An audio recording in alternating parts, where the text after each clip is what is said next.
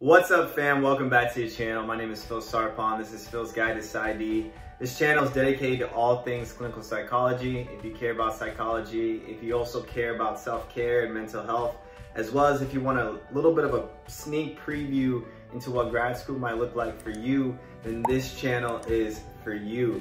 Today we're going to be talking about the difference between psychologists and therapists. And this is a really important topic. There's a lot of different similarities as well as differences between psychologists and therapists.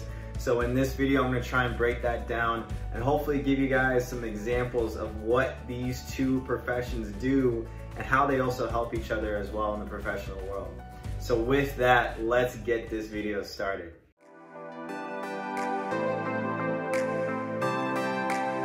All right, so first off, we're gonna start off with psychologists. Now, I've done a number of videos talking about sort of the overview of what psychologists do, but just to do a brief summary of what psychologists do, let's just go for it, okay? So psychologists, in order to be a psychologist, you have to have an undergrad degree. From there, you will either go into a master's to help you become more competitive, but you don't need a master's. A lot of students can also go straight into a PhD or a PsyD program. PhD programs tend to be a little bit longer than PsyD programs and tend to focus a little bit more on research, while the PsyD programs are a little bit shorter, but they don't usually provide a stipend, as well as they mainly focus on the clinical therapy practice portion of psychology. So that's basically how to become a psychologist. Now, what psychologists actually do is that psychologists can actually do therapy. Not only can they do therapy, but they also do psychological assessment. They can do research, they can be professors, they can teach, they can educate, as well as in some states they can prescribe medication, okay? So that's basically what encompasses a psychologist. Now for the therapist side. So I'm gonna throw a lot of letters at you guys because the realm of therapy is actually pretty big. There's a lot of different avenues and paths that you can go in order to be a therapist. One path is to be a licensed professional counselor. So a licensed professional counselor will actually have an undergrad degree and they'll go into a master's program. This master's program will usually be for 2 years. After this 2-year master's program, they will become a licensed professional counselor once they take their board exams and things like that. A licensed professional counselor basically does therapy. They do a number of different therapies.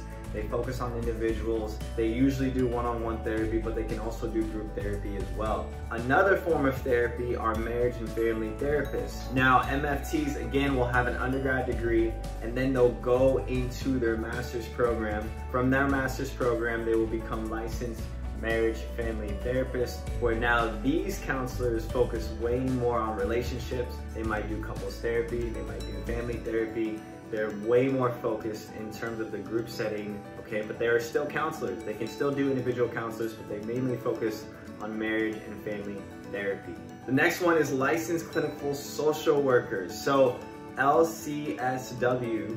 So a licensed clinical social worker is also very similar to the other therapists that I mentioned. They also have an undergrad degree, then they will go into a master's in social work. Again, this master's will be for about 2 years. From there, they will become licensed clinical social workers. Now, social workers can also do a number and range of different therapies, but they might now focus a little bit more on the social work side of things. So all these different types of therapists can help with substance abuse, they can help with counseling, they can help with therapy, group therapy, individual therapy. Like I said, LPCs, or licensed professional counselors, will focus on that one-on-one therapy. Marriage family therapists can focus a little bit more on the couples and marriage therapy and family therapy.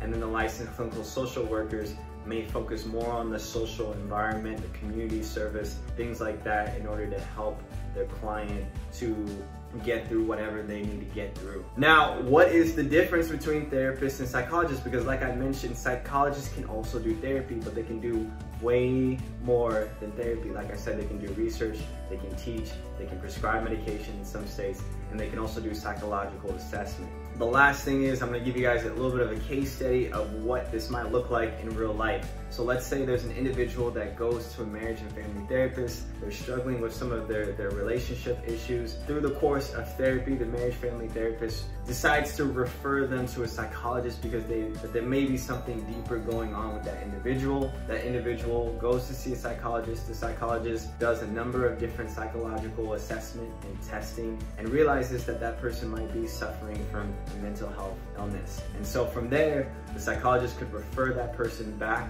to that marriage family therapist with some recommendations of how to treat that person and sort of a treatment plan of how to help that person through their issues. If that marriage family therapist feels like they are not qualified to help this person in a realm of a different therapy or a different type of treatment, they could refer them to a licensed professional counselor. They could refer them to a licensed clinical social worker who, again, all of these do a number of different therapies. So it really does depend on what the diagnosis is, what that person's going through, what they're struggling with, and perhaps what the best treatment or therapy or even potentially medication could be for them in order to help them through what they're going through. So as you can see, the mental health field is a very big field, but they all overlap in a number of different ways and they all help each other in a number of different ways. So if you guys like this video, definitely give it a thumbs up. If you have any questions, put it down in the comment section below. But with that, I will see you guys in the next video.